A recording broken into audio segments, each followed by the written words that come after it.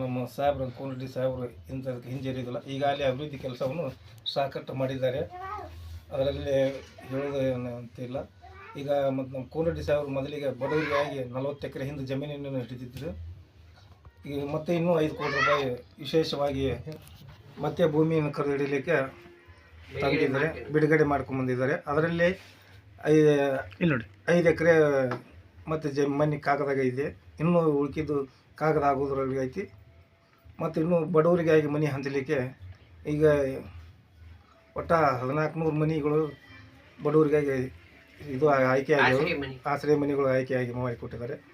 ಈಗ ಮತ್ತೆ ಇನ್ನೂ ಭೂಮಿ ಹಿಡೀಲಿಕ್ಕೆ ಇದು ದುಡ್ಡು ಐತಿ, ಅದನ್ನು ಇದು ಮಾಡೋದು. ಅದರಾಗಿ ಮತ್ತು ನಮ್ಮಲ್ಲಿ ಚಕಡಿ ದಾರಿ ಸರಿಯಿಲ್ಲ.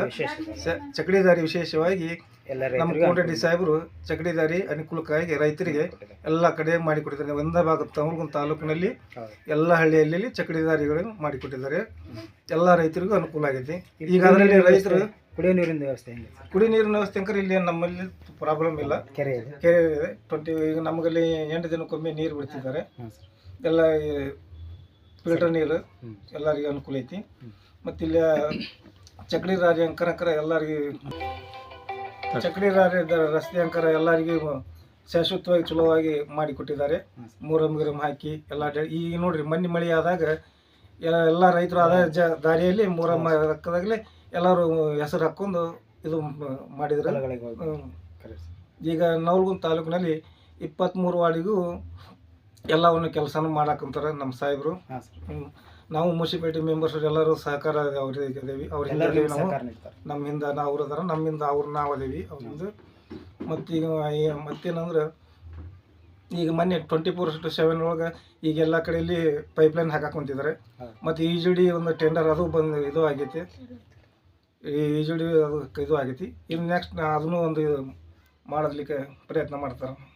ಅದು ಈಗ ಅಲ್ಲಿ ಟ್ಯಾಕ್ಸ್ ಸಿಸ್ಟಮ್ ಯಾವ ಥರ ಐತೆ ಸರ್ ನಿಮ್ಮಲ್ಲಿ? ಎಲ್ಲ ಪುರಸಭೆ ವ್ಯಾಪ್ತಿಯಲ್ಲಿ ಜನರೆಲ್ಲ ಸರಿಯಾಗಿ ಟ್ಯಾಕ್ಸ್ ನಮ್ಮಲ್ಲಿ ಟ್ಯಾಕ್ಸ್ ತುಂಬ್ತಾರೆ, ಕರೆ ಮುನ್ಸಿಪಾಲಿಟಿ ಟ್ಯಾಕ್ಸ್ ತುಂಬಿದ್ದಾರೆ, ಮಾಡ್ತಿದ್ದಾರೆ.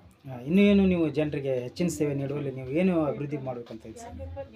ಈ ಅಭಿವೃದ್ಧಿ ಅಂದರೆ ಮತ್ತು ನಮಗೆ ಸಾರ್ವಜನಿಕ ರಸ್ತೆಗಳೆಲ್ಲ ಸೌಲಭ್ಯಗಳನ್ನು ಎಲ್ಲ ಒದಗಿಸಬೇಕು.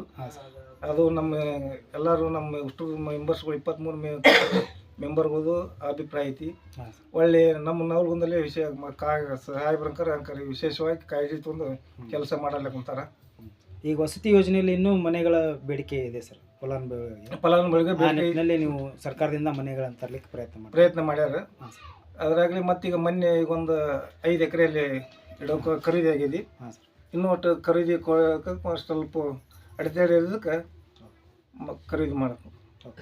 ಅಭಿವೃದ್ಧಿ ಕೆಲಸ ಆಗೈತ್ರಿ. ಎಲ್ಲ ಕಡೆ ಲೈಟಿಂಗ್ ಸೌಕರ್ಯ ಐತಿ, ಡೆವಲಪ್ಮೆಂಟ್ ಐತಿ. ಅದ ಒಂದೆಲ್ಲ ಕಬ್ರಸ್ತಾನ ಆಯ್ತು, ಅದನ್ನು ಇದು ಮಾಡಲಿಕ್ಕೆ